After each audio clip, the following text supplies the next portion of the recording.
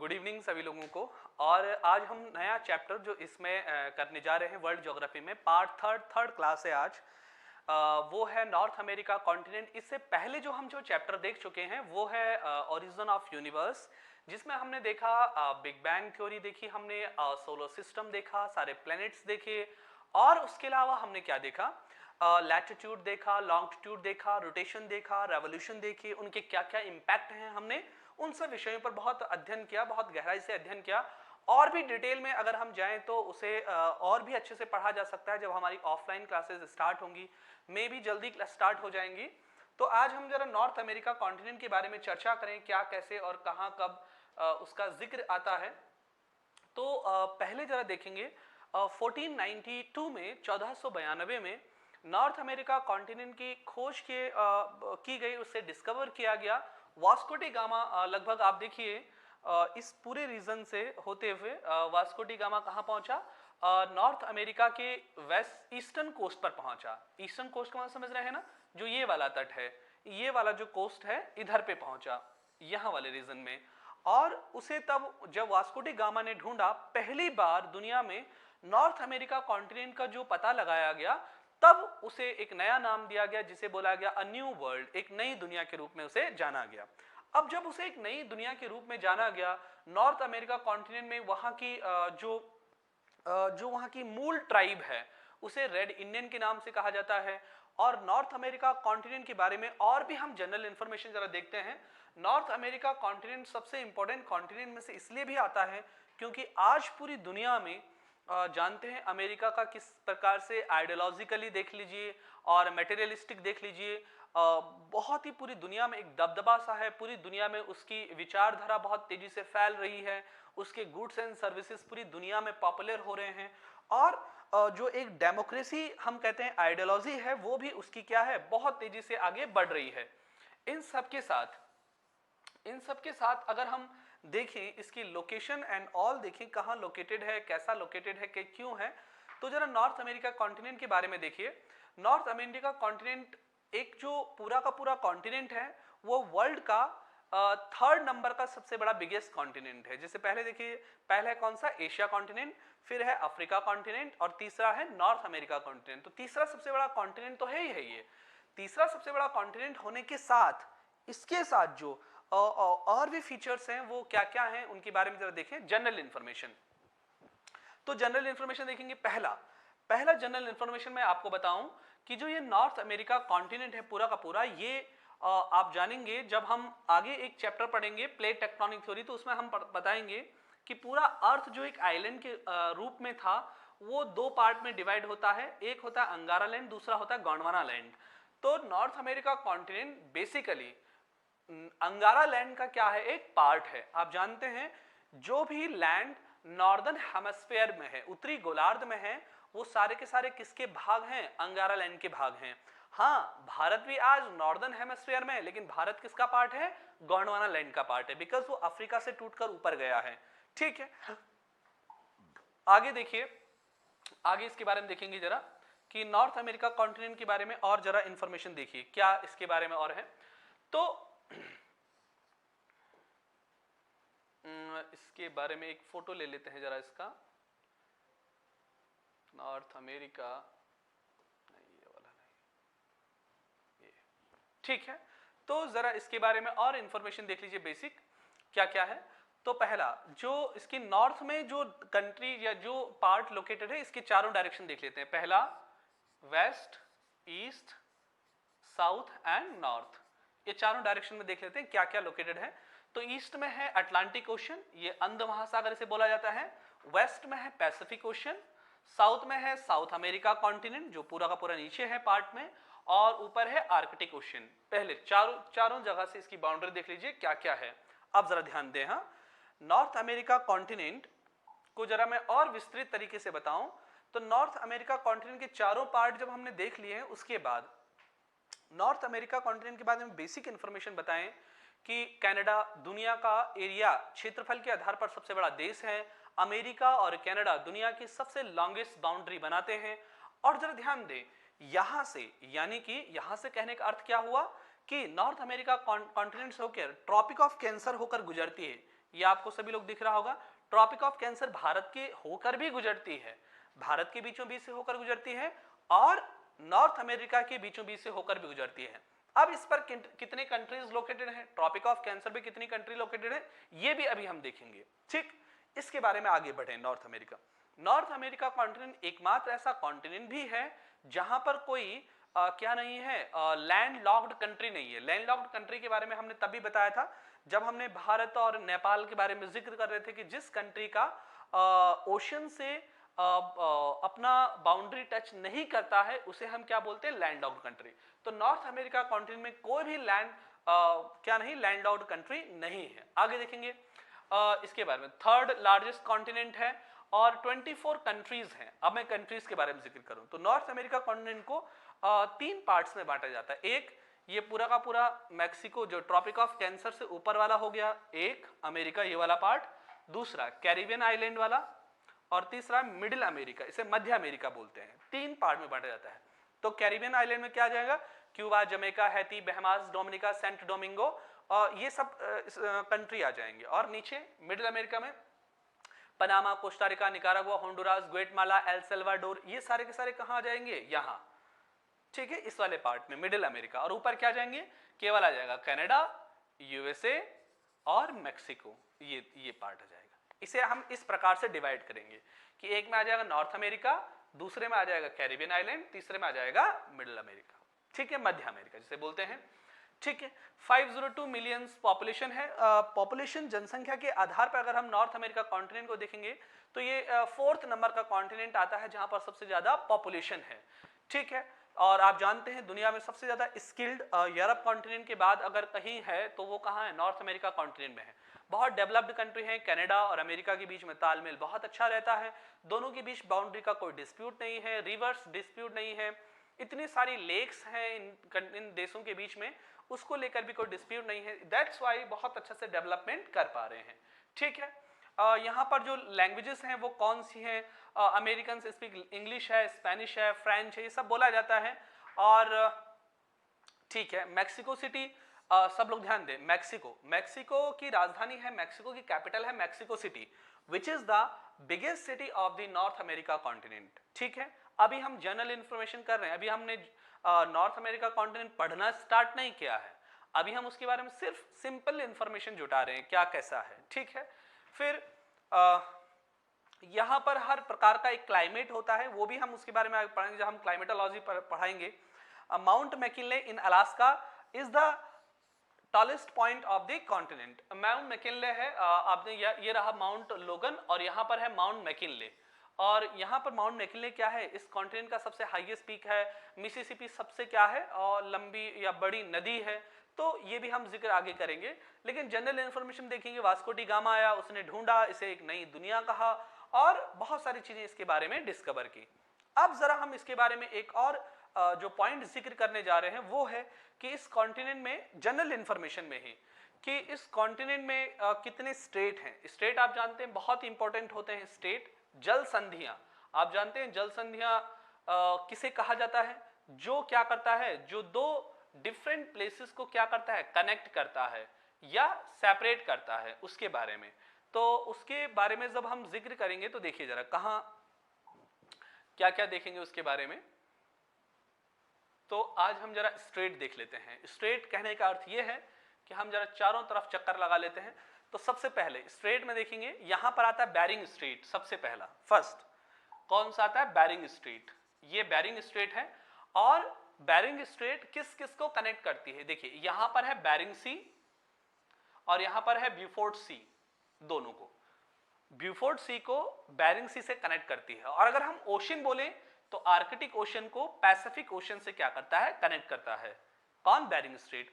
अगर हम सेपरेट बोले तो देखिए ये अलास्का, ये है यूएसए का, ठीक है, और ये एशिया जो दिख रहा है ना आपको, ये है रूस का, ठीक है। तो अगर कंट्री पूछेगा किस किस कंट्री को बेरिंग स्ट्रेट सेपरेट करता है, तो कौन सी कंट्री देंगे, यूएसए को रशिया से। अब अगर इसे बोले किस कॉन्टिनेंट को किस कॉन्टिनेंट से सेपरेट करता है, तो किसको करता है, नॉर्थ अमेरिका कॉन्टिनेंट को किससे सेपरेट करता है, एशिया कॉन्टिनेंट से सेपरेट करता है, कौन, बेरिंग स्ट्रेट, ठीक है। अब जरा अगला देखें, फिर यहां से इस वाले पार्ट में कोई भी स्ट्रेट नहीं है, यहां आ जाए, यहां पर एक पार्ट है पनामा कैनाल,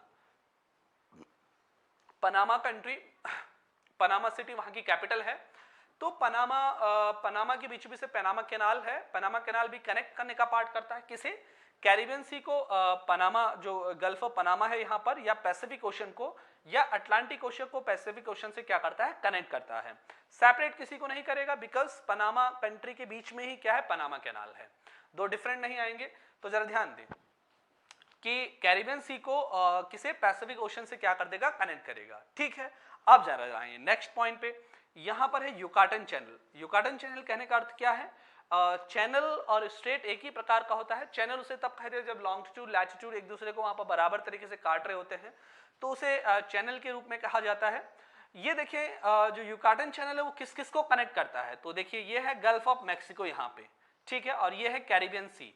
तो Yucatan channel gulf of Mexico को किससे कनेक्ट करता है, कैरिबियन सी से, और सेपरेट किसे करता है, ये क्यूबा है और ये मैक्सिको है। तो सेपरेट किसको किससे कर रहा है, क्यूबा को मैक्सिको से सेपरेट कर रहा है। ठीक है, फिर अगला देखिए, अगला पॉइंट यहां पर है फ्लोरिडा स्टेट। ये फ्लोरिडा है, नासा का हेडक्वार्टर है फ्लोरिडा में, आप जानते होंगे। तो देखिए जो फ्लोरिडा स्टेट है ये किसको कनेक्ट कर रहा है, ये है गल्फ ऑफ मैक्सिको और ये है अटलांटिक ओशन। ठीक है, अटलांटिक ओशन, और इसको कनेक्ट कर रहा है फ्लोरिडा स्टेट। फिर सेपरेट किसको कर रहा है, यूएसए को क्यूबा से। ठीक है, आप जानते हैं कोल्ड वॉर के समय में यूएसए और क्यूबा एक दूसरे से कितने ज्यादा आइडियोलॉजिकली फाइट होने के बिल्कुल एकदम क्या थे, कगार पे थे, एकदम लास्ट पॉइंट पे थे किस समय युद्ध हो जाए। ठीक है, फिर इस वाले साइड से ऊपर चलें, यहां से इस वाले पार्ट में देखें क्या है, कैसा है। यहां पर है डेविस स्टेट, इस वाले पॉइंट पे ये वाला डेविस स्टेट। ठीक है, और डेविस स्टेट जो है उसको देखिए जरा, कहां का, लैब्राडोर सी को बे ऑफ बेफिन से क्या करता है, कनेक्ट। ध्यान दें, यहां पर है लैब्राडोर सी, ये है लैब्राडोर सी, और ये है Gulf of Baffin, Bay of Baffin भी उसे बोलते हैं, और डेविस स्टेट ये, तो दोनों को क्या करता है, कनेक्ट। अब देखिए ये वाला पार्ट है कनाडा का और ये है ग्रीनलैंड जो कि डेनमार्क का है। तो सेपरेट किसको कर रहा है, कनाडा को डेनमार्क से सेपरेट कर रहा है। ठीक है, तो देखिए कितना स्टेट देखा हमने, फटाफट से देखिए जरा। एक बेरिंग स्ट्रेट, दूसरा पनामा कैनाल, तीसरा युकाटन चैनल, फ्लोरिडा स्टेट 4, और 5 क्या देखा हमने, डेविस स्टेट। और एक और है हडसन स्टेट। हडसन स्टेट कुछ खास इंपॉर्टेंट नहीं है, लेकिन जो हाँ वर्ल्ड में सबसे इंपॉर्टेंट है नॉर्थ अमेरिका कॉन्टिनेंट में, ये सब पांचों के पांचों स्टेट याद हो जानी चाहिए सभी को एकदम से, बिल्कुल उसमें कोई ऐसा नहीं होना चाहिए कि ये वाला याद नहीं, ये वाला याद नहीं, ये वाला याद नहीं। ठीक है, अब जरा चलें आगे। ये बेसिक इंफॉर्मेशन था इसके बारे में कि उसे हम कहाँ करें। अब जरा एक और मैं पॉइंट यहीं पर क्लियर कर दूं कि आप जानते हैं कि Tropic of Cancer North America continent से होकर जाती है ना,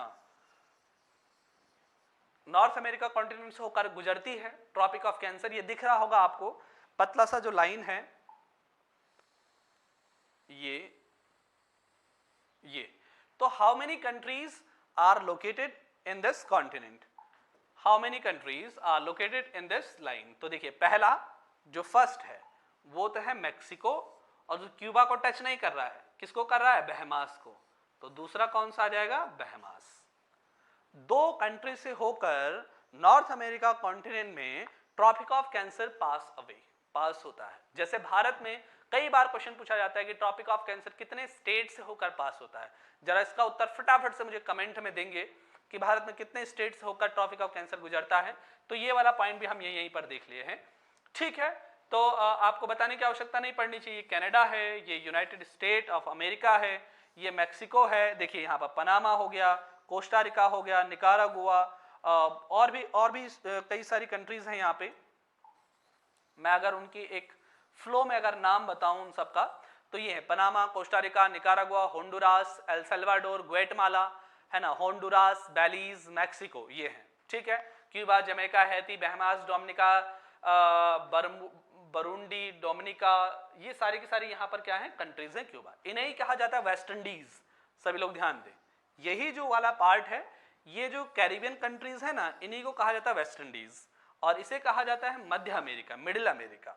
ओके, और ये क्या है, मैक्सिको, ये नॉर्थ अमेरिका में जाएंगे। ठीक हो गया।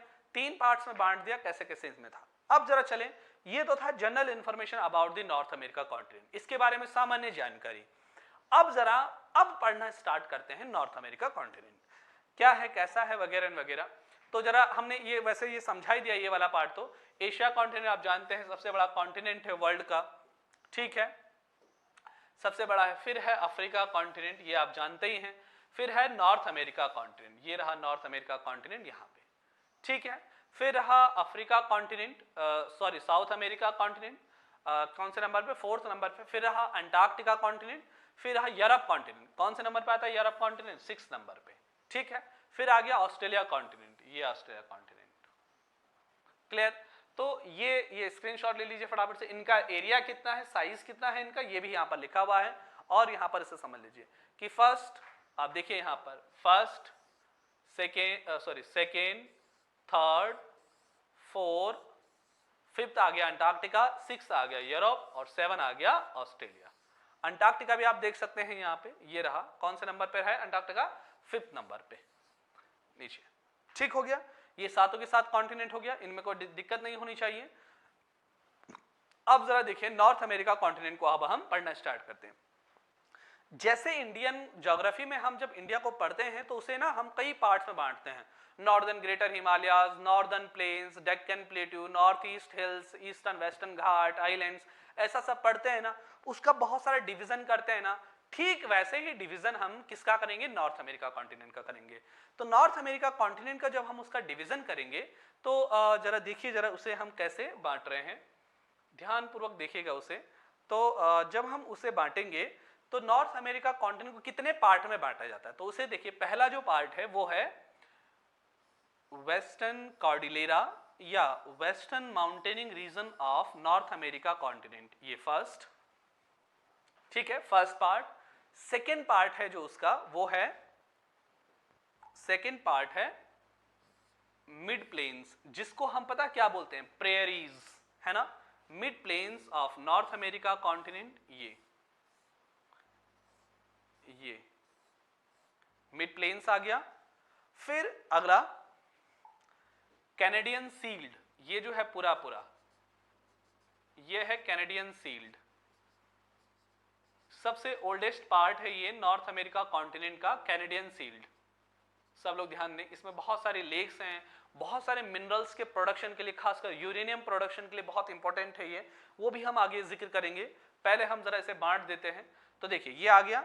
फिर अगला देखिए, फिर अगला आता है ईस्टर्न जो आता है, ईस्टर्न में माउंटेनिंग रीजन है, जो अपलेशियन पर्वत श्रेणियां हैं वहां पर हल्की हल्की सी ऐसी चोटियां हैं, ईस्टर्न रेंज आ गया।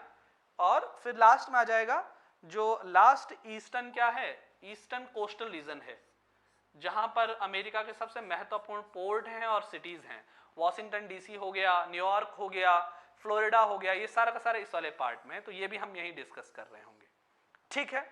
फिर आगे आइलैंड्स या कैरिबियन आइलैंड्स जो हम अगला पढ़ेंगे, ठीक है,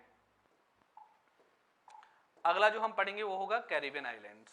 ये वाला जो पार्ट है ये कैरिबियन आइलैंड्स, बनाना कंट्रीज में इनको बोला जाता है। ये देखिए ये कैरिबियन आइलैंड्स, ठीक है। तो यानी हम कितने पार्ट में पढ़ रहे होंगे इसे जो हम पढ़ रहे होंगे वो हम पढ़ रहे होंगे पहला, फर्स्ट, ठीक है, सेकेंड, थर्ड, 4th, 5th और 6th पार्ट में, क्लियर। 6 पार्ट में से पढ़ रहे होंगे और 6 पार्ट में पढ़ते हुए ही जब हमने 6 भागों में से बांटा और 6 भागों में से पढ़ेंगे तब जाके आगे देखिए तब क्या होगा, तब जरा ध्यान दें क्या होगा।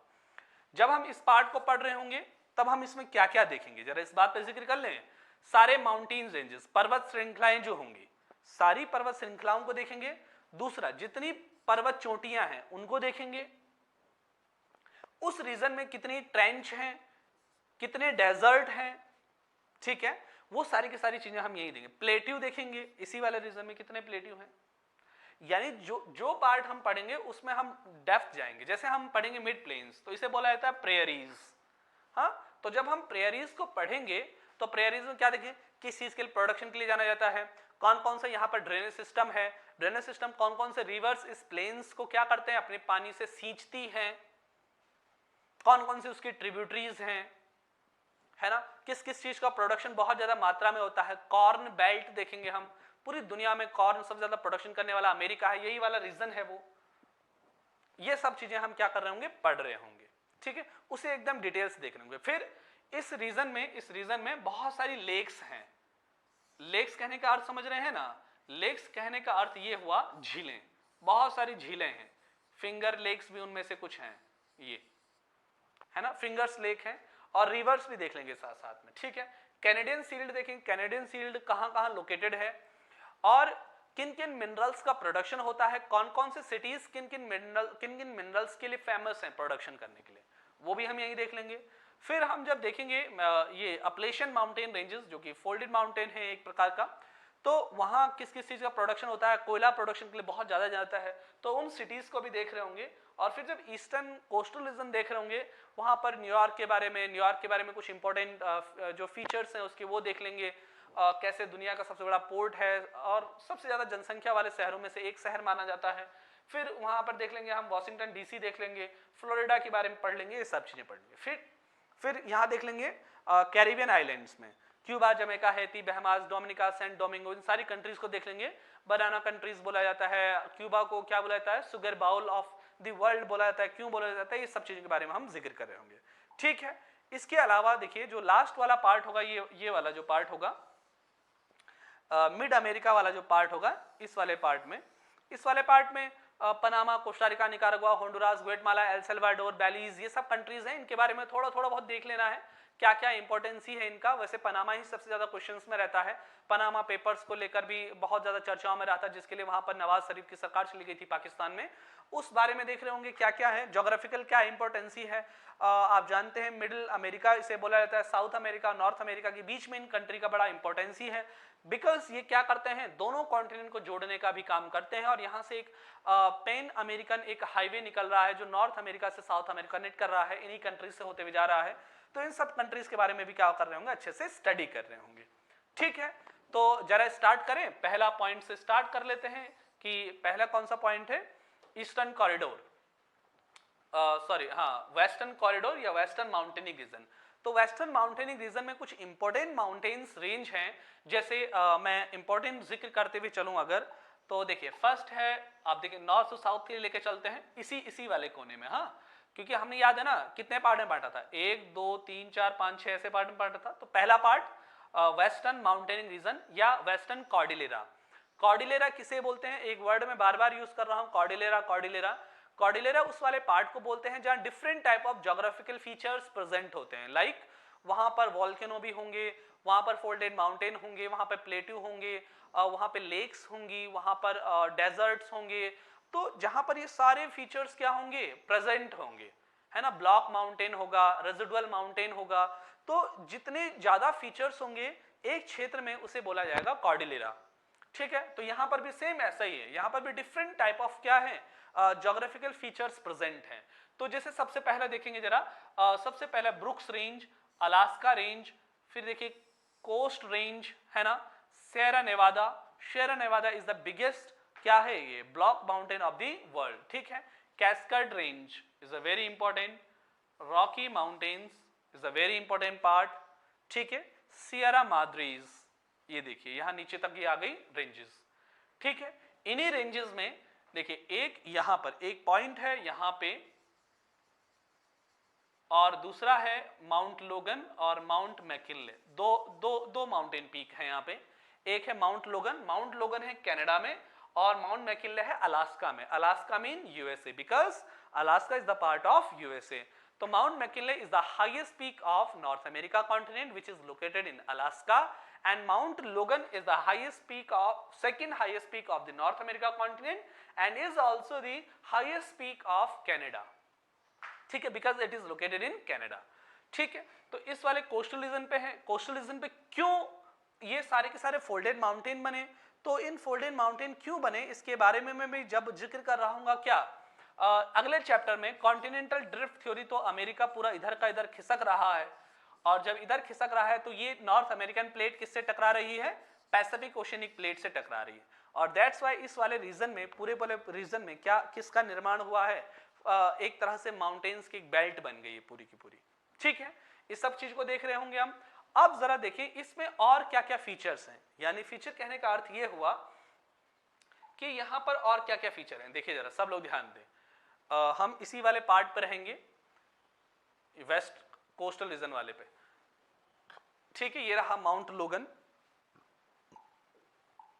ये रहा माउंट लोगन, ठीक है। और भी है यहाँ पे, देखिए ब्रुक्स रेंज ऊपर है, अलास्का रेंज ये है ही, Mount Daniel is a very important, और माउंट मैकिनले यहाँ पर है, ठीक है। वो अलग से देख लीजिए, इसमें नहीं लिखा हुआ है तो वो आप मैं यहाँ पर निशान लगा दिए, ये यहाँ पर है, ठीक है।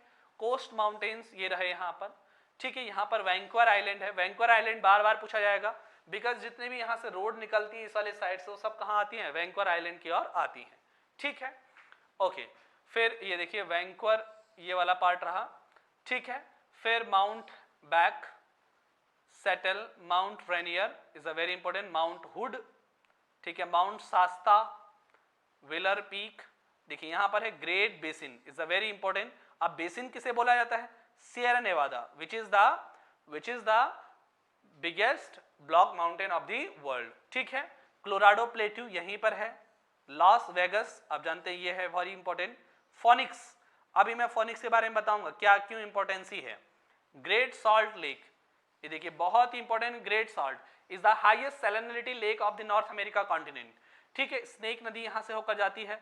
यहीं पर है, इस वाले पॉइंट पर है डेथ वैली, देखिए मैं यहां पर कुछ अलग कलर से उसे दिखाता हूं। यहां पर है Death Valley, which is the Death Valley is the highest या hottest place of the North America continent, सबसे गर्म स्थल है यहीं पर है, ठीक है। ये वाला पार्ट इस वाले क्लोराडो प्लेट्यू की इधर ही, यहां से क्लोराडो नदी भी बहती है बल्कि इसी वाले पार्ट में। ग्रेट सॉल्ट लेक हो गया, ठीक है। ग्रैंड कैनियन हो गया, ठीक है। ये भी माउंटेन पीक है इधर ही इस वाले पार्ट में। देखिए रॉकी माउंटेन्स, देखिए पूरा नॉर्थ टू साउथ, कनाडा और अमेरिका दोनों ही कंट्री में फैला हुआ है। इंपॉर्टेंट यहाँ पर कुछ सिटीज भी हैं, जैसे सैन फ्रांसिस्को हो गया, सैन जोस हो गया, ठीक है। माउंट विटनी तो सियरा नेवादा में ही है। लॉस एंजलिस हो गया, सैन डियागो हो गया, ठीक है ना। ये इंपॉर्टेंट सिटीज हैं कहाँ, वेस्टर्न कोस्ट पर, ठीक है। फिर ये कैलिफोर्निया हो गया, गल्फ ऑफ कैलिफोर्निया हो गया, ठीक है। ओके, ये पूरा का पूरा किसके बारे में हम डिस्कस कर रहे हैं, वेस्टर्न जो वेस्टर्न पार्ट है कॉर्डिलेरा है, माउंटेन रीजन है, ठीक है। तो इंपॉर्टेंट माउंटेन रेंजेस और माउंटेन पीक्स सब लोग नोट कर लेंगे, स्क्रीनशॉट रख के बना भी दें, बल्कि अपनी कॉपी में बनाएं, फेयर कॉपी बनाएं, वहां नॉर्थ अमेरिका कॉन्टिनेंट का मैप बनाएं और उसमें पॉइंट एक एक करके दिखाएं, तब आप ज्यादा याद रख पाएंगे। जितना ज्यादा वर्क करेंगे उतना ज्यादा याद रहेगा आपको, ठीक है। तो इसके बाद वाले पॉइंट में हम क्या पढ़ेंगे, अब पढ़ेंगे हम अमेरिकन मिडिल प्लेन्स, ये जो पूरा वाला पार्ट है। यहाँ तो हमें बहुत सारी चीजें पढ़नी है, लेक्स पढ़नी है, रिवर्स पढ़नी है, क्यों फेमस है, किस चीज के एग्रीकल्चर के लिए फेमस है, वो सारे पॉइंट हमको यहाँ देखने हैं। चलिए इस पर पढ़ते हैं अब। ओके, तो नेक्स्ट पॉइंट पे बढ़े, जो पॉइंट होगा कौन सा, यहाँ का mid plains of North America continent. तो मिड प्लेन्स वाले पार्ट पे चले। मिड प्लेन्स वाला पार्ट ये आपको दिख रहा होगा, मिड प्लेन्स वाला पार्ट जो आपको दिख रहा होगा ये है वो पार्ट, और ये नॉर्थ अमेरिका का ये वाला पार्ट है। और नॉर्थ अमेरिका कॉन्टिनेंट से 3 पार्ट में बांटा जाता है। देखिए सबसे इंपॉर्टेंट जो पार्ट है वो देखिए कौन कौन से पार्ट हैं। पहला देखिए फर्स्ट अमेरिका वाले में फैला हुआ है, दूसरा भी देखिए अमेरिका में ही है, तीसरा भी अमेरिका में ही है, ठीक है। Red, yellow and green zone में इसको बांटा जाता है। और जो सबसे ज्यादा फर्टाइल लैंड है उसे किसे माना जाता है, येलो वाले पार्ट को, ठीक है, येलो वाले पार्ट को। और रेड वाले को थोड़ा कम माना जाता है, बिकॉज यहाँ पर इंडस्ट्रीज ज्यादा डेवलप्ड हो गई हैं। इस वाले साइड में ये देख रहे हैं ना, इन लेक्स के लगभग बराबर जो नीचे वाले पार्ट में यहाँ पर इंडस्ट्रीज ज्यादा डेवलप हो गए हैं, दैट्स वाई रेड जोन में रखा गया है। तो सेकंड और थर्ड वाले ही ज्यादा प्रोडक्शन के लिए जाने जाते हैं इस वाले रेंज में। थोड़ा बहुत कनाडा वाले में भी है, अदरवाइज इसके सारे ऊपर क्या आ जाएंगे, कैनेडियन सील्ड आ जाती है, ठीक है। और इसी वाले रीजन में जो रिवर है उसके बारे में हमें डिस्कस करते हैं कि क्यों ये दुनिया का सबसे ज्यादा फर्टाइल लैंड में से गिना जाता है। और इस नॉर्दर्न प्लेन्स को क्या बोला जाता है, इस पूरे प्लेन्स को क्या बोला जाता है, दुनिया में सबसे ज्यादा गेहूं, चावल, और चावल तो नहीं, गेहूं प्रोडक्शन के लिए बहुत इंपॉर्टेंट माना जाता है। कॉर्न हो गया, सोयाबीन प्रोडक्शन हो गया, इन सब के लिए जाना जाता है। तो इसके बारे में जरा जिक्र करें आगे। तो पहले यहाँ पर देखिए ड्रेनेज सिस्टम देख लेते हैं जरा, हाँ इस वाले पार्ट में जरा ड्रेनेज सिस्टम। तो जरा सब लोग ध्यान दीजिए इस वाले मैप पे। तो इस वाले मैप पे आप ध्यान दे रहे होंगे कि जो अमेरिका का मिड वाला पार्ट है, ये जो मिड वाला पार्ट है, यहाँ पर एक नदी है मिसिसिपी, ये देख रहे होंगे आप मिसिसिपी, और इसकी एक ट्रिब्यूटरी है मिसौरी नदी। ठीक है, मैं बल्कि इसी वाले मैप पे बना देता हूं आपका, ये इसी में देखिए, बल्कि ज्यादा अच्छे से आपको समझ में आएगा।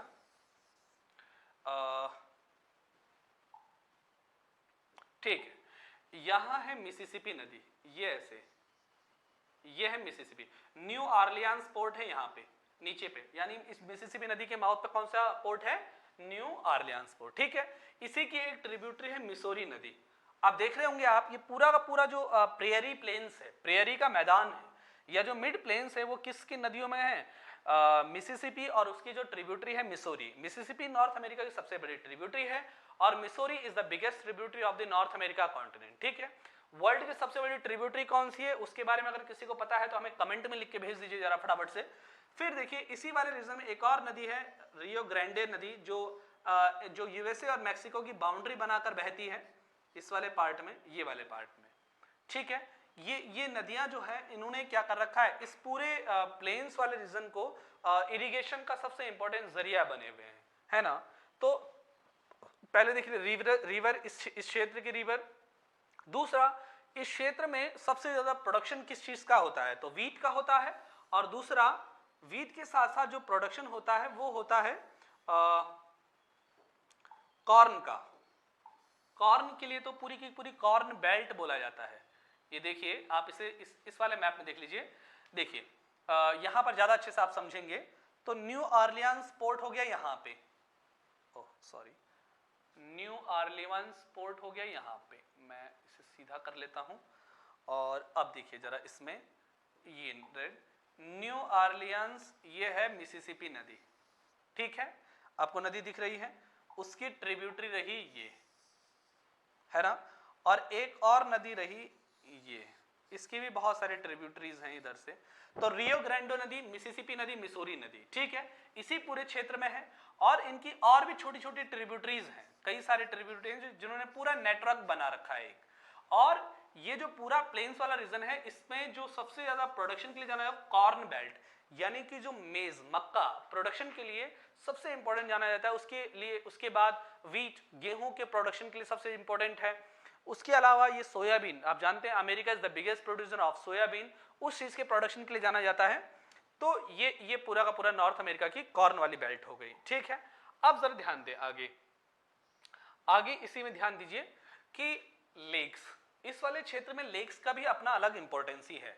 लेक्स बोले तो जरा ध्यान दें, अगर हम पूरे के पूरे बीच वाले, मिडिल वाले पार्ट में देखें तो डिफरेंट क्या है लेक्स हैं। जैसे देखिए यहाँ देखिए, Great Bear Lake, Great Slave Lake, Great Lake Athabasca, Reindeer Lake, Lake Manitoba, Lake Winnipeg, Lake Superior. अब ये तो फिंगर लेक्स हैं, 1 2 3 4 5।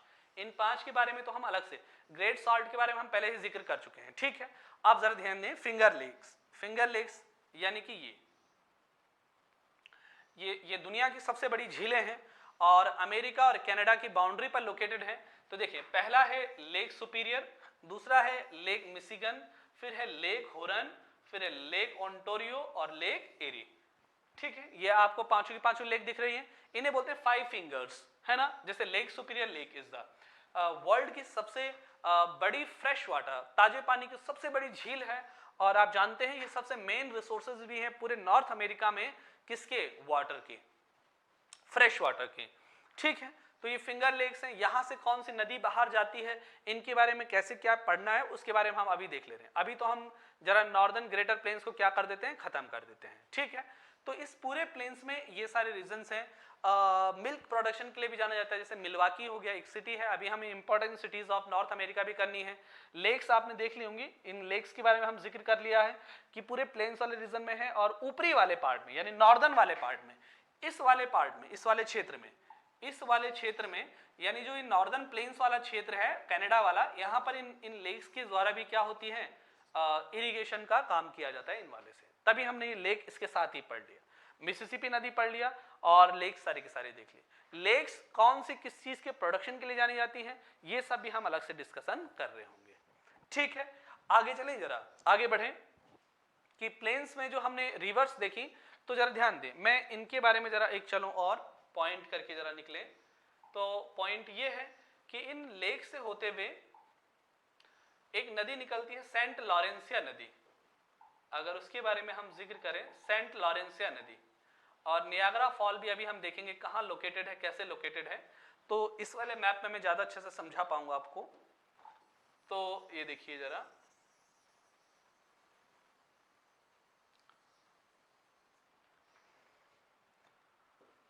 देखिए पूरा नेट बना रहा हूं वहां।